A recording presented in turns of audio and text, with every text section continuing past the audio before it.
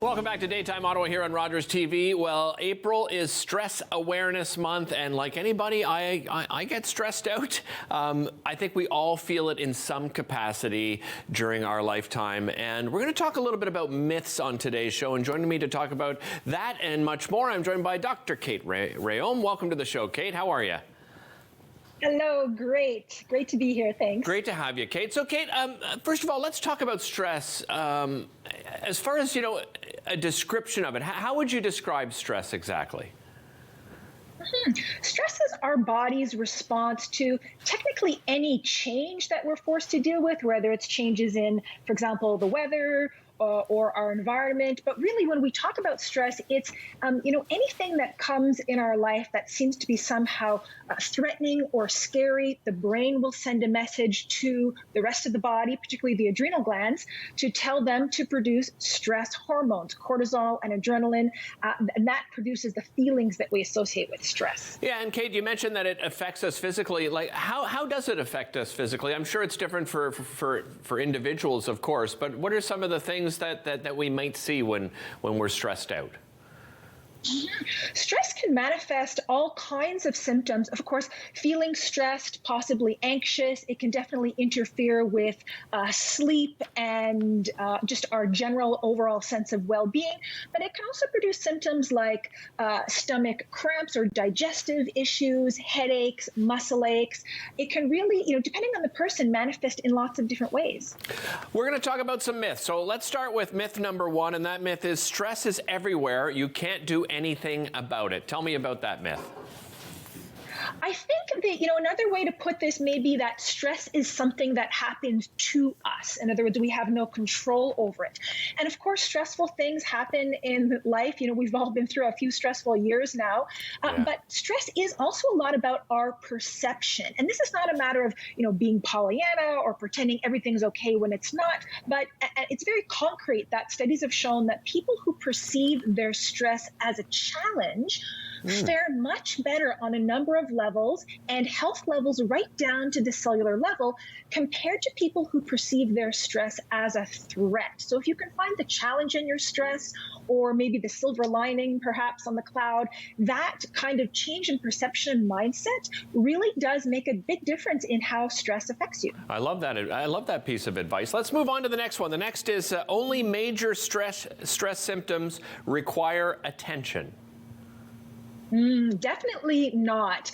And this is where we get to, paying attention to the early signs and symptoms of stress. That may be just feeling stressed, for example, or if you're feeling stressed, take a moment and pay attention to your body. First of all, this shifts your focus from thinking to feeling, and that in itself can be helpful because a lot of stress is what's going on in our head, right? But maybe you're familiar, this stomach ache tells me, I'm uncomfortable with this situation, or this headache or shoulder ache is telling me something's happening at work that's not sitting well with me. So again, shifting your focus to how you're feeling may help you tune in earlier to when stress is affecting you. I guess, is that I think you touched on it, those stress hormones, what are the consequences of those excess stress hormones on us physically? Well, that's a great question. So in small amounts, the stress hormones like adrenaline gives us our get up and go. And honestly, it's the spice of life, right? But in larger amounts, adrenaline or cortisol, for example, can have over the long term deleterious effects. Especially cortisol can lead to excess weight gain, especially around the middle, can increase the risk of things like heart disease. And so it really does contribute to chronic illness, this stress. And that's because of the effects of hormones that, again, good in small amounts, not so good in large amounts. Kate, I like this next myth because you and I have talked many times about supplements. If you can't find it, of course, in certain foods or enough of it, you often recommend a supplement of some kind. And the next one is, taking supplements will cure my stress. That's a myth as well. Not to say they can't help, though, right? That's right. But the fact is, there's no magic pill. Don't we wish there was one? Yeah. That's not the case. But to your point, there are absolutely nutrients that can help with us deal with stress and help take the edge off stress. For example, one I wish more people knew about was L-theanine. You can find this, for example, in green tea, like a matcha green tea, and that is an amino acid that's been shown to be very calming. You can get supplements of this at your local health food store, for example, can quickly take the edge off nervous or stress feelings. And then magnesium. This is a nutrient that we all need. Recommended daily intake is 400 milligrams per person, which is quite a bit. Really? Okay. But the body uses this, it's quite a bit. Yeah, the body uses this much more when we're under stress, and it helps with things like tense muscles, even supporting healthy blood pressure. So you can find that in, green leafy vegetables, nuts and seeds, even dark chocolate, great source of magnesium. And it's something that will help support a healthy stress response. Let's go to that fourth myth. And when we look at that one, that is, stress management. We hear about stress management quite a bit. And the myth is, stress management can relieve or eliminate all stress. That's, I think for most viewers, that's pretty obvious myth right there.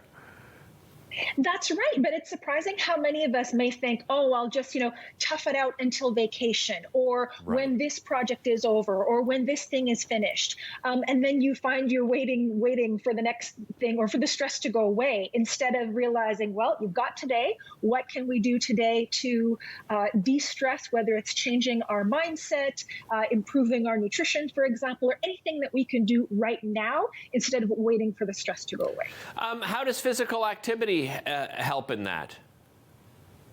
Huge. This really is such a great stress buster. It produces endorphins. Essentially, when we're under stress, the body's producing fight or flight hormones, right? But we can't fight or flee in most situations, but exercise is like a flight simulator, if you will. It helps us go through those motions, burn off those stress hormones, and feel better. Kate, always a pleasure having you on the show. Great advice, because as I said off the top, most of us, if not all of us, we've felt stress at least in some way in our lives. So, some more than others. So, Kate, as I said, appreciate the time. Thanks so much for joining us. You're welcome. Take care. All right, you as well. Hey, don't go away. We've got lots more coming up here on Daytime. We'll be right back after this.